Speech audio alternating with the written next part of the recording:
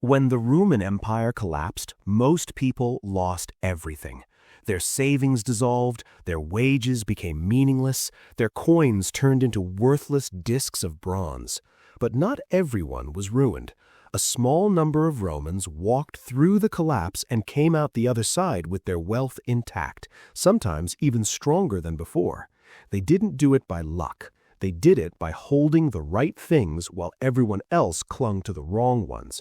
This is the story of 4 assets that outlived Rome's financial crash, and why those same assets still matter more than anything in your portfolio today. To understand what survived, you first have to understand what died. Welcome to the financial system. Control the money, control the history. And remember, simple is never easy. For centuries, Rome's economy ran on a single coin, the silver denarius. First minted around 211 before Christ, it was nearly pure silver, trusted by soldiers, merchants, and ordinary citizens from Britain to Syria. The denarius wasn't just currency, it was confidence in metal form. As long as people believed in Rome, they believed in its money, and for a long time, that belief held the empire together. But empires are expensive.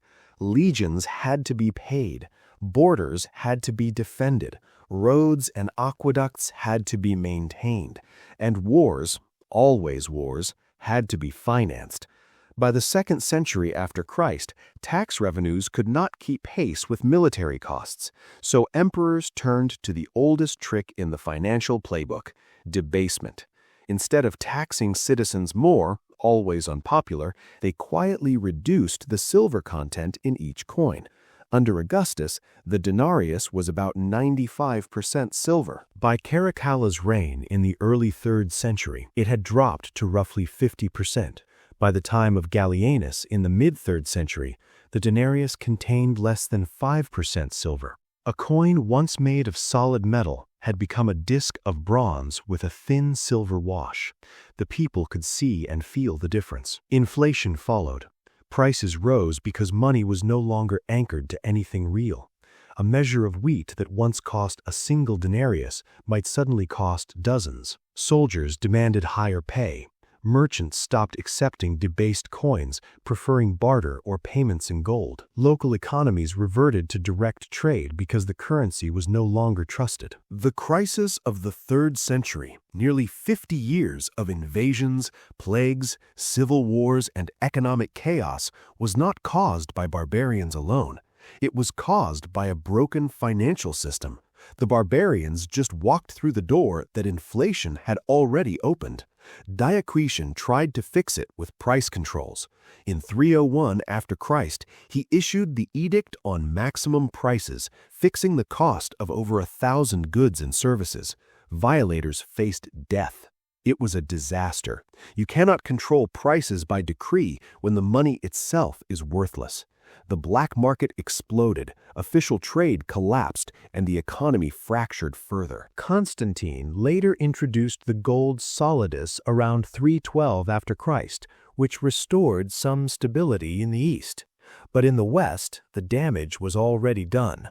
The denarius had hollowed out Rome's economic core, and the empire was dying from the inside. So that is what collapsed. Now here is what survived. And this is where the story gets useful, because the 4 assets that outlived Rome's financial crash are not relics. They are a blueprint that has repeated in every major collapse since. The first asset was land, not just any land, productive agricultural land. When Rome's currency disintegrated, the wealthy Roman families who had invested in latifundia, the massive farming estates that stretched across Italy, North Africa, and Gaul, didn't just survive, they thrived. Their land still produced grain, their olive groves still bore fruit, their vineyards still made wine. None of that required the denarius to function. When coins became worthless, the estate owners simply shifted to collecting rent in kind, grain, livestock, labor, rather than in money. They became the centers of local economies, small kingdoms within a crumbling empire, because they controlled what people actually needed, food. Meanwhile, the small farmers, the backbone of the Roman Republic for centuries, were destroyed. Debased wages and rising costs forced them to sell their land to the very estates that would absorb them as tenant laborers, or eventually serfs. It was one of the largest transfers of wealth in ancient history, and it happened not through conquest, but through inflation. The system didn't steal their land with swords, it stole it with coins that no longer held value. If this sounds familiar, it should. After the 2008 financial crisis, institutional investors bought hundreds of thousands of foreclosed homes at fire sale prices, while ordinary families lost everything. During COVID, asset prices soared for those with capital, while those living paycheck to paycheck fell further behind. The mechanism never changes. When money breaks, those who hold productive land absorb the wealth of those who don't. Rome proved it first. Every crisis since has confirmed it.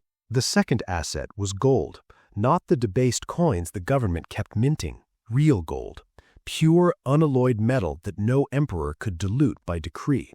Throughout the crisis of the 3rd century, while the silver denarius lost over 90% of its value, gold retained its purchasing power.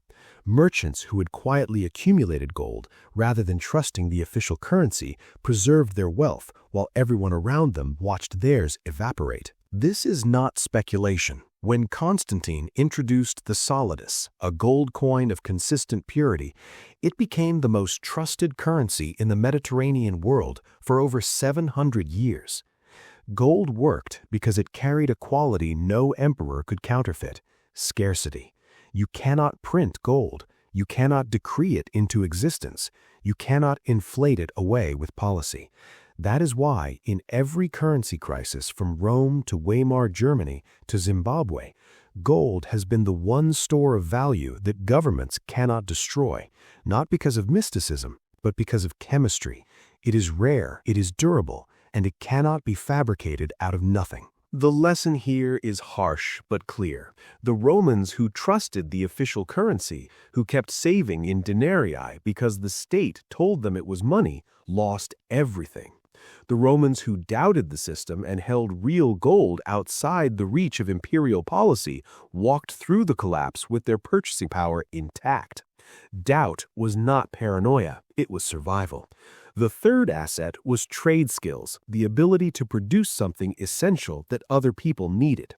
In the chaos of the 3rd and 4th centuries, as trade networks fractured and cities contracted, it was the blacksmiths, the leather workers, the potters, the builders, and the millers who maintained their standing.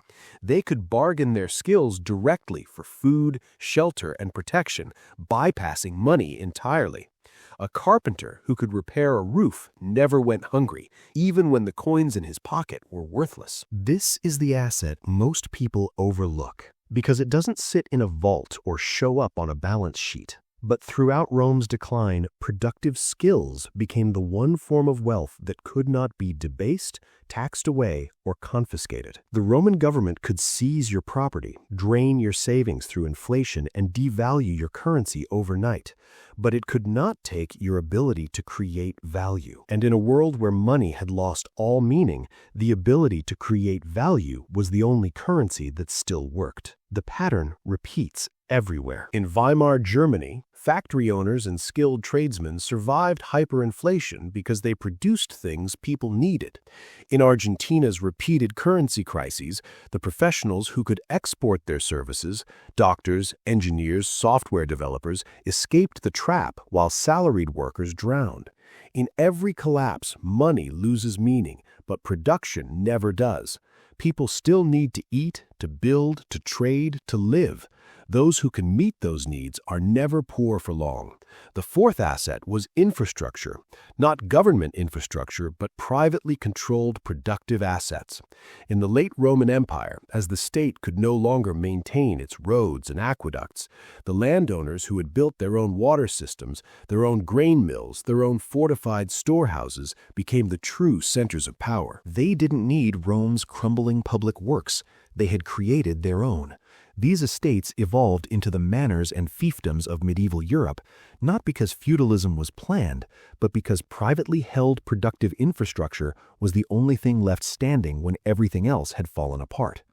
a grain mill that still turned, a storehouse that still held food, a fortified compound that still offered protection. These were worth more than any chest of debased coins. They generated real value, independent of the financial system. And that independence was the difference between survival and ruin. So here is the picture Rome paints for us. 4 assets outlived the crash: productive land, gold, trade skills, and privately held infrastructure. Not one of them depended on the currency. Not one of them required the government to function.